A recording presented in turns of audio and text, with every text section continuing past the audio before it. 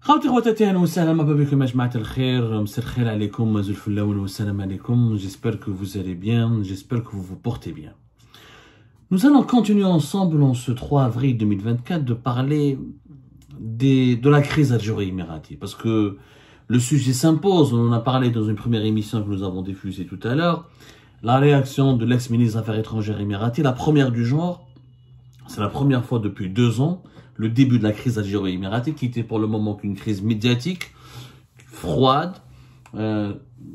juste, elle flottait uniquement à la surface, mais depuis janvier 2024 et le Haut Conseil de sécurité en Algérie qui a dénoncé les agissements hostiles d'un pays arabe sans nommer les Émirats, ensuite l'extrême grave intervention de Abdelmajid Tebboune contre les Émirats arabes unis lors d'une interview où il a dit il a assimilé les Émirats arabes unis à une puissance colonisatrice qui veut coloniser des pays, qui veut déstabiliser des pays, qui menace la souveraineté de l'Algérie.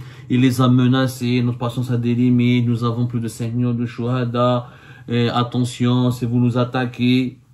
Des insultes, des invectives et des menaces sans, encore une fois, citer les Émirats, ils sont donnés des preuves. Parce que finalement, dans ce sujet, et la réaction, tout à l'heure, nous avons estimé que la réaction de l'ex-chef de la diplomatie émirati de 2008 à 2021, Anouar Gargouesh, c'est ça, à chaque fois j'oublie, Anouar Gargesh. Pourquoi elle était élégante? Parce que qu'est-ce que c'est que les vrais dirigeants politiques, les vrais diplomates, les vrais leaders, les vrais chefs d'État? Ce sont des dirigeants qui ne sont pas excessifs, qui ne sont pas outranciers, qui ne sont pas brutaux, qui ne sont pas violents gratuitement. Ils ont une attitude qui est toujours contenue, qui est proportionnée, qui est calme, qui est froide, et ils sont pas dans l'émotion, ils sont pas dans l'insulte, ils sont dans la défense des intérêts de leur pays. Et quand ils veulent être sévères et menaçants, ils le sont d'une certaine façon, très raffinée, très élégante, mais sans devenir pour le temps des voyous, des délinquants, ou se verser dans l'immoralité, ou adopter un comportement de vaurien. Je vois Poutine, par exemple, il est en guerre contre l'Ukraine. Regardez ses sorties médiatiques. Poutine, mais qui m'a été bon. Regardez la différence entre Vladimir Poutine et Poutine quand il critique l'Occident. Il adopte un ton pas violent, pas extrême, un ton mesuré, il pèse ses mots, il n'insulte pas. Quand il a un problème avec un pays, il le nomme, il fait pas d'allusion, il donne pas des allusions, il va pas jouer avec les mots. Et au Mikhalatch, quand il parle d'un sujet, il précise, il donne des informations, il donne des arguments, il explique son attitude. Et nous avons un président qui سب يطيح في télévision, يقول لهم احنا هذا complot contre nous. C'est un pays arabe shaqiq, un frère. Nous voulons garder de bonnes relations avec lui, mais notre patience a des limites. S'il veut la guerre, on est là. Il les menace. Donnez-nous, venez, approchez-vous. Vous allez voir ce qui vous attend. On il accuse les dirigeants émiratis de faire preuve d'orgueil, de pécher par orgueil. Mais tu vois,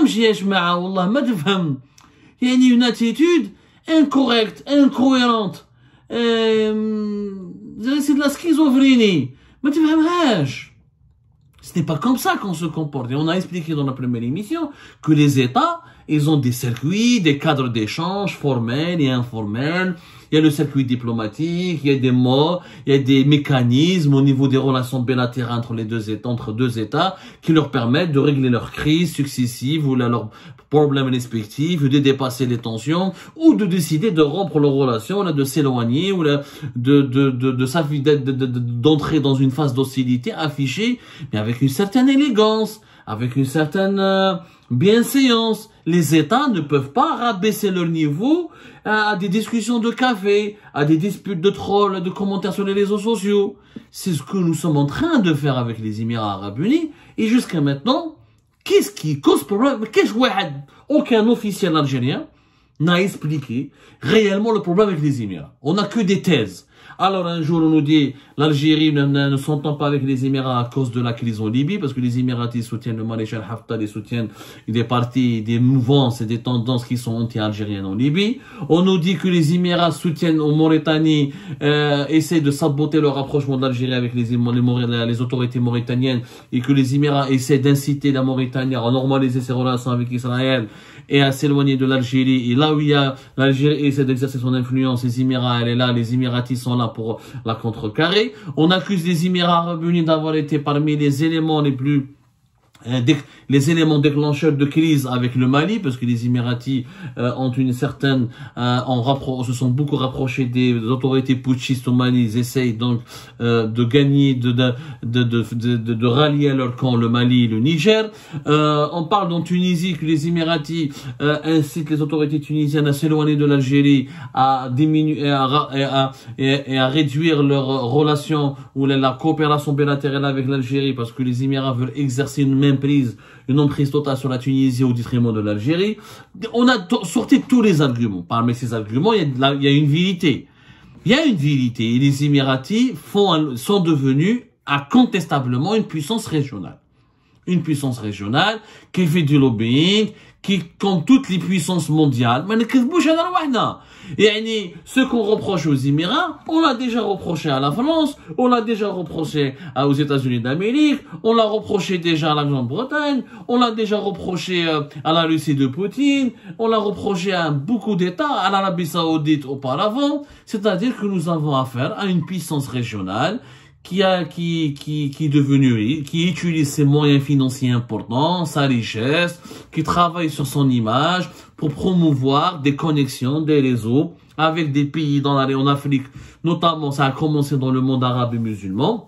Ensuite, ça s'est beaucoup développé sur le continent africain. Les Émiratis ont développé des réseaux d'alliés, d'amis, où ils essayent d'imposer à ces pays africains ou les musulmans arabes leur doctrine, leur façon de voir le monde. Ils défendent leurs intérêts de façon assez agressive, intempestive. Ils dominent.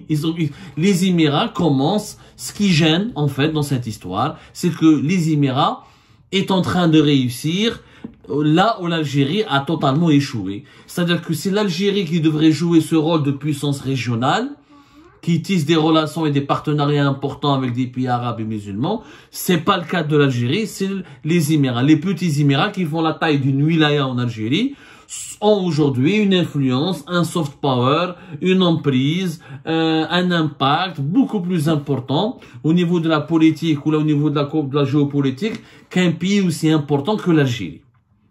Et à ce sujet, je vous invite à lire, je pense que c'est le seul texte qui est correct et qui résume les problèmes entre l'Algérie et les Émirats. C'est un texte qui a été écrit par un professeur, par un Algérien qui s'appelle Ali Ben Saad. Ali Ben Saad, qui est donc un chercheur algérien établi en France. Et Ali Ben Saad enseigne à l'université Paris 8, je crois. Attendez, on a comme où il travaille exactement, voilà, il est à l'université Paris 8 dans un institut, c'est l'Institut France Stratégie, je crois, l'Institut français de géopolitique. Voilà, l'Institut français de géopolitique, il enseigne au niveau de cet établissement. Il intervient aussi dans pas mal d'établissements universitaires, essentiellement en France. Il est aussi maître de conférences en géographie à l'université Aix-Marseille. Il est enseignant dans pas mal de centres d'études universitaires, mais son poste le plus important actuellement, en tout cas ces 3 ou 4 dernières années, c'est un Institut français de géopolitique. Ali Ben Saad, qui est l'un des intellectuels algériens les plus avertis, a écrit un texte fort intéressant, qui s'appelle L'Algérie dans la nasse des Émirats. Il a été publié sur le club de blog de Mediapart, le fameux célèbre média français qui a inspiré d'ailleurs l'aventure d'Algérie Part. Le 26 janvier 2024, il a écrit ceci dans ce texte, L'Algérie dans la nasse des Émirats. Les Émirats alimentent un nouveau front militaire aux frontières sud de l'Algérie, visant à en faire un abcès de fixation paralysant l'Algérie, monter les hostilités à son égard et l'isoler au Sahel. Dans cette région jusqu'alors prédominante, l'influence algérienne est en recul. Le but est d'ouvrir la voie à une reconfiguration des alliances, notamment au profit du Maroc et d'Israël. Ce qui est vrai, Ali Ben Saad explique que les Émirats sont en train, en fait, de remplacer, de déjecter l'Algérie de sa sphère d'influence au Maghreb et dans les pays de l'Afrique subsaharienne pour supplanter l'Algérie. La nouvelle puissance régionale ne s'appelle plus l'Algérie, s'appelle les Émirats Arabes Unis. Et tout le problème, il est là.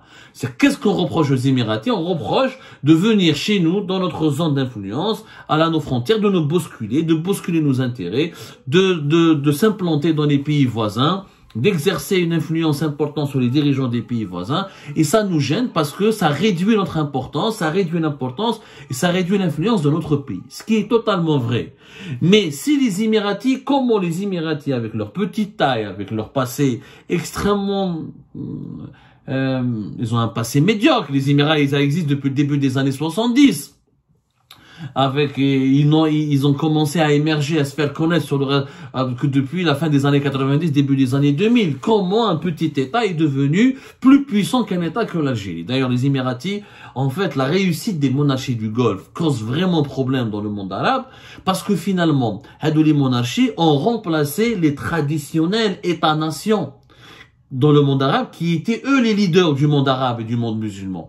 Alors, auparavant, les années 70, les années 80, les véritables leaders du monde arabe, même jusqu'à une partie des années 90, c'était l'Égypte, c'était l'Algérie, c'était la Syrie, c'était la Libye de Kadhafi, c'était des républiques ou des États-nations qui développaient une vision du panarabisme, une idéologie nationaliste, souverainiste, avec des armées plus ou moins fortes structurées, des États qui défiaient Israël, qui défendaient la cause palestinienne, qui défendaient la cause arabe, qui défendaient une certaine idée de l'unité arabe, de l'unité régionale. Et c'était des États qui étaient les leaders de la région.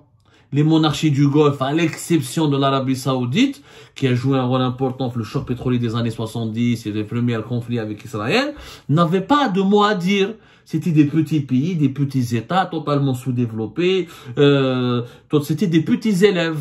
C'était les derniers de la classe. Et les premiers de la classe étaient l'Égypte, l'Algérie, la Syrie, plus ou moins la Libye. Voilà.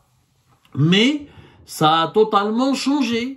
Depuis les années 2000, ce sont les monarchies du Golfe qui ont réussi leur transition démocratique, leur transition économique, et qui ont développé des moyens d'influence, et la réussite économique de ces pays leur a donné des ambitions politiques régionales et internationales, et ce sont les Émirats, le Qatar et l'Arabie Saoudite qui ont remplacé des États-nations, ou les États-providence, ou les leaders traditionnels de la région, qui sont l'Égypte, l'Algérie ou la Syrie.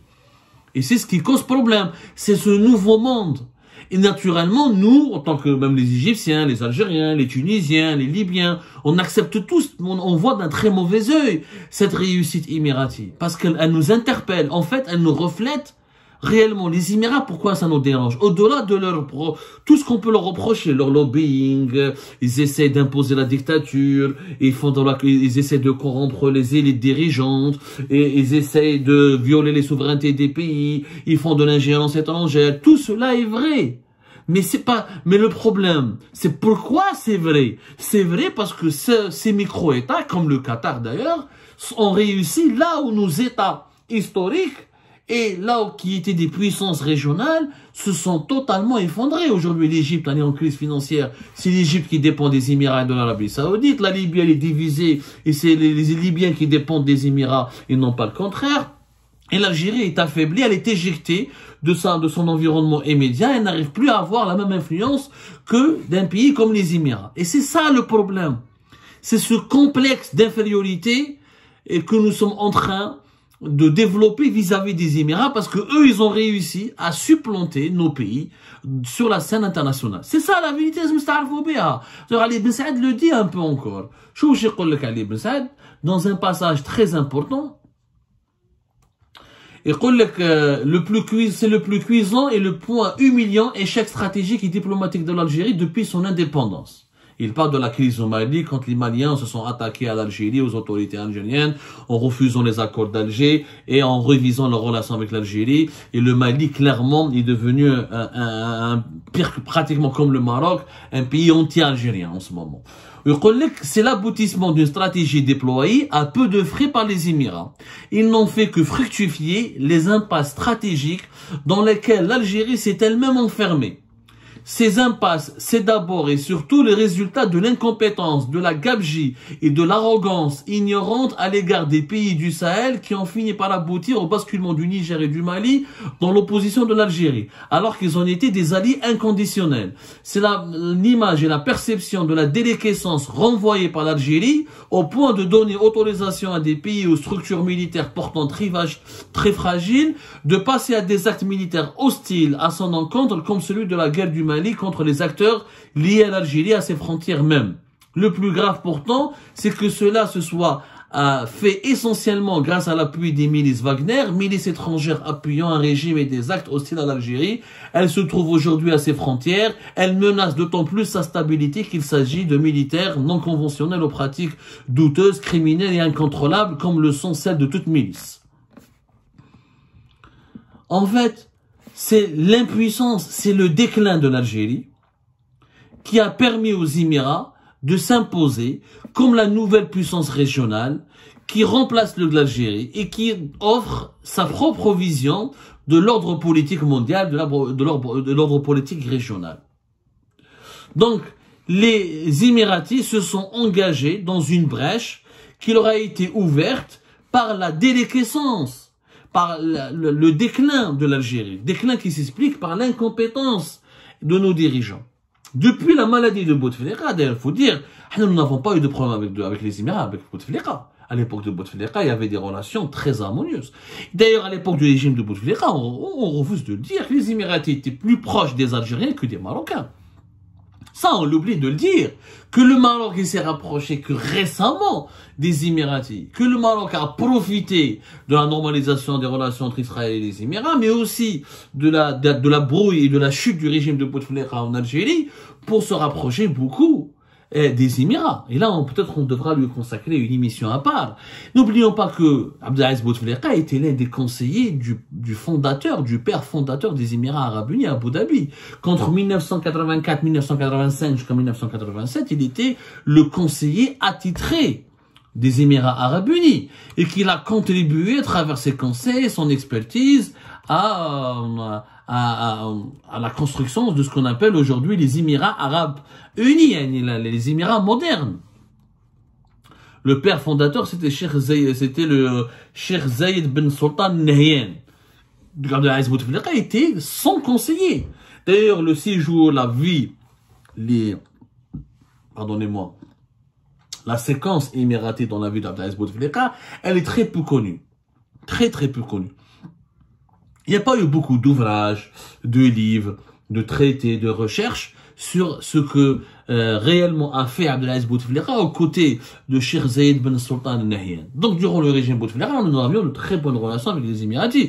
On avait plus des relations problématiques avec le Qatar qu'avec les Émiratis. Ensuite, Bouteflika s'est rapproché, il a eu l'intelligence de ménager aussi le Qatar et d'essayer d'avoir une relation équilibrée avec le Qatar comme avec les Émirats. La crise avec les Émirats a commencé que depuis la chute du régime de Bouteflika. Et qu'au début, durant l'année 2020, les premières visites de Shangri-La à l'étranger étaient aux Émirats Arabes Unis. Qu'on a essayé, qu'en fait, le véritable cœur du problème, c'est que le nouveau régime algérien a tourné le dos aux intérêts émiratis et aux Émirats parce que les Émirats n'ont pas voulu valider la fiabilité, la légitimité de ce régime. Ils n'ont pas voulu construire un partenariat avec ce régime. Parce que les Émiratis ont choisi le camp du Maroc au détriment de l'Algérie, alors que durant le régime de Bouteflika, ils avaient de bonnes relations avec les deux pays, ils avaient même de meilleures relations avec Bouteflika qu'avec le Maroc. Oui, maroufa. Wallahi maroufa. Les relations émirato-marocaines sont devenues exceptionnelles que depuis 2021-2020 jusqu'à aujourd'hui. Mais auparavant, elles ne l'étaient pas aussi exceptionnelles. Et ce qu'on oublie, c'est que les Émiratis aussi bousculent l'Algérie avec une stratégie qui ne date pas d'aujourd'hui. Les Émiratis ont commencé à investir, par exemple, sur le continent africain depuis 2013-2014. D'ailleurs, jusqu'à les derniers chiffres, jusqu'à 2022, on estime que les Émirats Arabes Unis, c'est le 4e investisseur en Afrique, avec plus de 60 milliards de dollars de capitaux qui ont été injectés durant les 10 ou 12 dernières années. Juste après la Chine, les États-Unis et l'Europe, le 4e investisseur sur le continent africain, c'est les Émirats. Les Émiratis ont des sociétés et des investissements de l'Afrique de l'Ouest jusqu'à l'Afrique de l'Est. Ils sont présents au Kenya, au Somalie, au Djibouti, au Soudan, en Ouganda, au Rwanda. Ils ont des intérêts, ils gèrent des ports aussi au Sénégal, la Guinée, dans certains pays de l'Afrique de l'Ouest. Ils se sont construits une véritable toile d'araignée. Mais c'est 10 ans et 15 ans de travail. C'est-à-dire les 10 ans et les 15 ans pendant lesquels l'Algérie était en train de décliner parce que Abdelaziz Bouteflika a été malade, parce qu'on lui a pas succédé, parce qu'il pouvait plus voyager, parce que l'Algérie n'avait pas développé des exportations diversifiées, parce qu'elle n'avait pas fait d'investissement économique important dans les pays africains, dans les pays de son voisinage. L'Algérie n'a pas fait ce que les Émiratis sont en train de faire dans pas mal de pays africains. On a comme la stratégie émirati dans les pays africains. Des investissements hyper importants, au Nigeria, au Mali, في Ghana, au Rwanda, au Ouganda, des investissements de plusieurs milliards de dollars. Donc un pays qui investit de l'argent dans plusieurs pays africains, qui fait des investissements, qui crée des emplois, qui permet à des sociétés africaines, à des États africains d'être présents à Dubaï, il héberge des sociétés africaines, il développe des ports, il gère des ports, il investit dans les énergies renouvelables. Ensuite, en Mauritanie, les Émiratis ont formé l'armée mauritanienne. L'armée mauritanienne n'a pas été formée unie par l'Algérie. Les plus importantes formations depuis 2018-2019, les formations des généraux, des officiels mauritaniens, c'est les Émiratis. Il y a le quartier général à côté de Nouakchott, l'état-major mauritanien était financé en partie par les Émiratis. Les Émiratis ont commencé à avoir des bases militaires en Érythrée, à Djibouti, en Mauritanie. Ils discutent même pour avoir des bases militaires dans certains pays comme le Sud-Soudan. Il y a eu des présences militaires importantes de la part des Émiratis dans certains pays africains. Donc c'est devenu une puissance régionale qui a réussi, grâce à son développement économique accéléré, grâce à la place du commerce international, grâce aux bons usages de l'argent qui provient de son pétrole et de son gaz, les Émirats, de son pétrole essentiellement, c'est un pays essentiellement pétrolier notamment, et grâce au modèle de Dubaï qui est devenu un carrefour économique, un carrefour d'échange économique important dans la région du Moyen-Orient, qui permet aussi à des pays africains ou la maghrébins d'accéder directement à la mondialisation. Il y a des pays qui ont le Tchad, qui ont le Niger, qui ont le Soudan, qui ont le Rwanda, l'Ouganda, il y a pas mal de pays africains qui ont pu, grâce à Dubaï, entrer dans la mondialisation. Leurs élites sont présentes, ils ont des titres de séjour, ils investissent à Dubaï. Dubaï, depuis les Émirats, il y a pas mal d'exportations qui vont vers les pays africains. La compagnie Emirates, elle dessert beaucoup plus de pays africains que, elle a plus de vols vers les pays africains que la compagnie Air Algérie, par exemple. Donc les Émiratis ont fait une offensive qui s'explique par leurs ambitions de devenir une véritable puissance régionale.